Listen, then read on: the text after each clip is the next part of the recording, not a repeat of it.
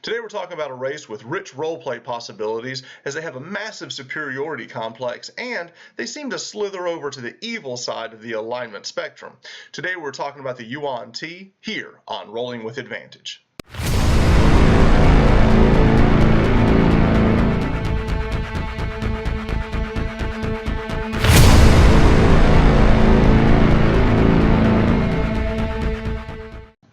Today's video comes at the request of one of our viewers, Oliver, who'd asked us to take a look at the Yuan Ti pureblood race, and particularly to build a necromancer.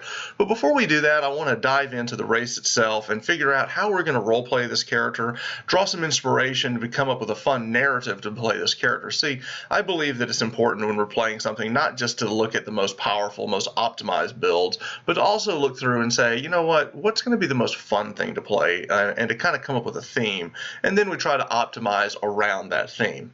So as we take a look at the Yuan Ti pureblood, I find that it's very, very rich with roleplay possibilities because they have such a massive superiority complex. You see, they believe they're one of the first races ever to grace the land of Faerun, and because of that, they feel that all other races are inferior to them. And I think this could be kind of fun. Now, I would caution players not to go overboard with this, but I think it could be a fun dynamic to add to a group. So I would always test the temperature of the parties you're at when you're going to be playing this type of a character, because I do believe that you can cause some strife since this character is going to lean towards the evil spectrum on the alignment spectrum. So I just think that you might want to talk to your DM and maybe other players before deploying this. So as we take a look at the history of the Yuan Ti is awesome. They have this emotionless evil, which I think could be kind of fun to play. But they're also very charismatic and they're natural deceivers and they believe in deceit.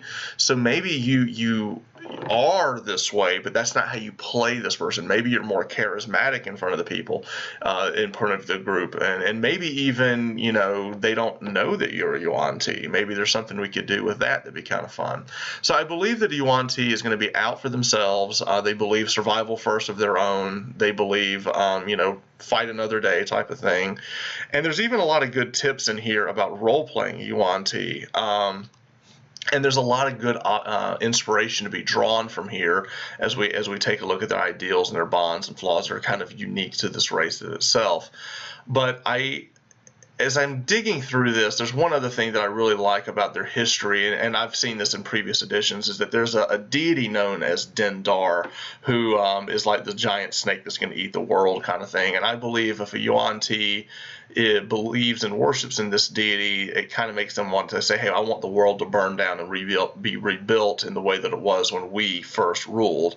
I think that'd be kind of an interesting idea to kind of go with this character. Of course, as a child of the 80s, I'm a massive fan of G.I. Joe and Cobra, so I'm thinking like a Serpentor Cobra Commander type of idea for the character. So as we come over here to the race itself, the Yuan Ti pureblood, I've got this idea kind of formulating in my head. So ability score increases. We're going to get 2 to charisma. We're also going to get 1 to intelligence. So we're thinking, wizard necromancer might be pretty good here. With this high charisma score, you could really do a lot. You could do warlock. You could do the sorcerer, bard would be really good here. But let's keep taking a look because there's a couple abilities I really want to point out. Innate spellcasting, you get the poison spray cantrip for free. That's not as big a deal as this thing here, is the fact that you get animal friendship that you can cast an unlimited number of times, but only targeting snakes. So I think you're always going to have a pet snake or two with you. It almost works as like a quasi-familiar. That sounds like a lot of fun to me. Also that you get to, at 3rd level, start casting suggestion with this trait, which I think kind of goes more into that deceitful theme that we're kind of building around. So I like that. Now this ability is crazy good. You have advantage on saving throws against spells and other magical effects. That is crazy good. They're also completely immune to poison and the poisoned condition. That can get a lot of mileage in a lot of campaigns depending on what you're up against. I really like that a lot. And languages, you get 3, which is one of the few races that get 3 languages off the bat: Common, Abyssal, and Draconic. Again, this kind of gives us some markers on how to roleplay this character, and the fact that they speak Abyssal is kind of unique in itself. So this is the race itself. Now, the easiest thing for us to do is say, hey, we're going to be a wizard necromancer and go, but because of the history of the Yuan Ti, I liked the idea of making him a Death Domain Cleric. You see, we're still going to be a Necromancer using Necromancy spells, but I like the idea that maybe your goal is to rise in power, so when Dendar naturally comes back, makes his return, then you're sitting at the highest point, of the power spectrum. So I think this could be interesting to play. So going over Death Domain, a couple of quick abilities I want to go over. You get Reaper, so you get to take a Necromancy cantrip. We'll take Toll the Dead. That allows us to hit a second target with it when we use it, as long as it's within 5 feet of the first target. It's really good. I like that. Channel Divinity, you get this interesting thing where you can actually use your Channel Divinity to, if you hit a melee attack, you can use it to do extra necrotic damage, which is 5 plus twice your cleric level. So the interesting thing I want to point out about this is that it says melee attack. It does not say melee weapon attack. So melee spell attacks will work with this, which is really cool because one of the main spells we're going to be looking at with him is going to be, early on, is going to be Inflict Wounds. So we can use our Inflict Wounds to do 3d10 necrotic damage. Then we can queue off that and use our Channel Divinity to push through more damage through. It's really good at low levels. However, when we get to level 5, we pick up all the hallmark spells of what we're going for. We get Animate Dead. We get, Revivify is fun, but Vampiric Touch is what we're going for. This ability allows us to use a melee spell attack to do 3d6 necrotic damage, and then we heal half the damage dealt. But we also can use our Channel Divinity on this as well to kind of just pump out even more damage. I think this is what I build this character around, is, being up close, using Vampiric Touch. It is a concentration spell, so we're going to want to have a high armor class, which we're a cleric, we can do that. And we want to also be sure to have, maybe a little bit in constitution to make the concentration checks better. So as we take a look at how I would stat this character out using point buy, we don't need strength. We're going to make him dex based. Use a rapier if you absolutely have to, but the way I look at this, if I'm using my rapier, something has gone horribly wrong. So 14 here, 12 in Constitution, 11 in Intelligence. We get a +1, so that's going to make that 12. We're going to put 15 in Wisdom, and then 12 in Charisma. That's going to make that a 14. So this is how I would stat it, and then what I would do is at level 4, I would take the Observant feat to get +1 in Wisdom to bring that to 16. This also is one of the best feats in the game, in my opinion, and the fact that we can really maximize the ability because we're wisdom based, and we can have a ridiculous good perception and also passive intelligence for investigation scores. This is huge. I really like having that in a build if I can ever get it.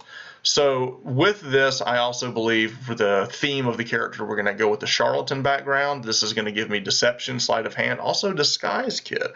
I like the idea of maybe not everyone knowing that I'm a Yuan Ti, which kind of gives it this whole false identity. I think this all marries up a lot to what I'm thinking about for this character, of maybe using the party for their own personal gain.